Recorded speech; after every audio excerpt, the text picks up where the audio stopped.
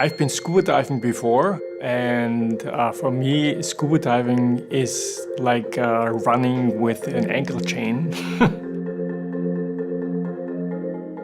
Freediving is breath hold diving. It's any diving without compressed gas. So if you're not diving on scuba and you're underwater, you're freediving. Herbert is the world's greatest freediver ever, hands down. What's really extraordinary about Herbert is he's doing dives no one else has done before. So every dive he's done is the first time a human being has done it.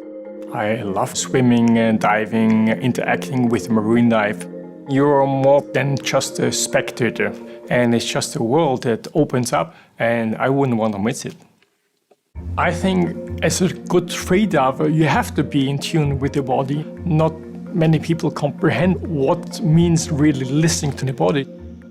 Training is critical in freediving for the same reason it's critical for climbing to the top of Mount Everest. I've heard that an unacclimated person taken to the top of Mount Everest would die within minutes. The same is true for a person taken off the street down to 200 feet or 400 feet or 800 feet like Herbert dives to.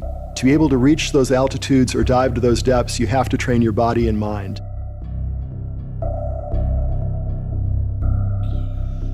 Packing is a technique where I go sip by sip.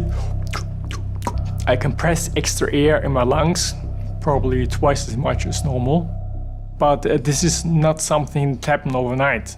It's something at practice.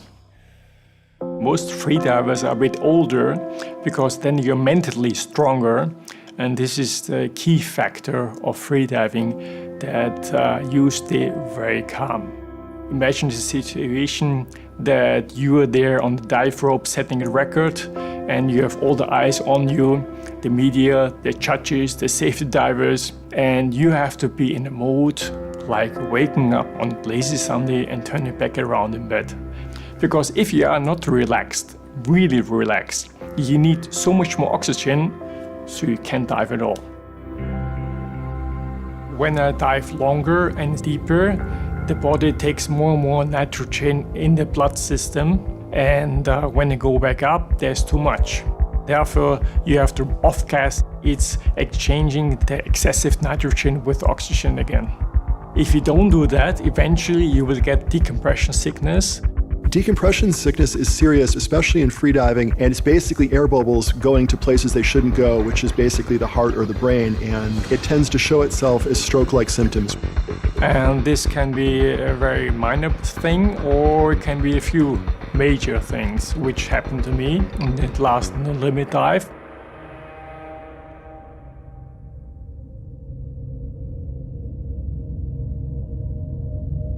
In the beginning, everything went as planned.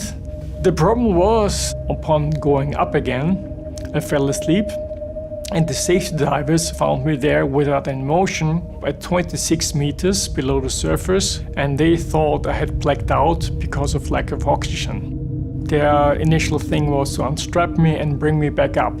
Even though I was trying to stop them, they brought me to the surface. And like 15 minutes after the dive, I felt the onset of decompression sickness, getting limp in my right body half, the leg, the arm, getting a bit numb to no movement, and then, yeah. I was wheelchair bound, and my brain was gone. I could hardly speak, and I didn't know my best friends' names and so on. The doctors, they tried to tell me, learn to cope with it. In the beginning, I didn't think so much about diving, even though I thought it will always be part of me, even though they said, well, you should never ever dive again. Then I said, okay, see ya. And I did some diving again, and it was splendid, fantastic. Just to be in the element again. Seeing him in the water again, in a couple of days, he was back at depths that most people couldn't reach in a lifetime. So he's obviously still got his A game. It's just outside the water. I still have some issues with balance, coordination, with articulation. But in the water is maybe a bit more my element than being on land. Being in the water, I felt like a kid again. Even though I didn't compete again, I was back to where I was before. I confirmed to myself I can do it, and that was enough. Herbert's just different because he's pushed the limits further than anyone else has, and showing that the human body is capable, if properly trained, and if you're strong enough mentally to do these extraordinary things. Deep diving for me is just a mystical part of it, just exploring the underwater world to see what's down there, what's under the surface.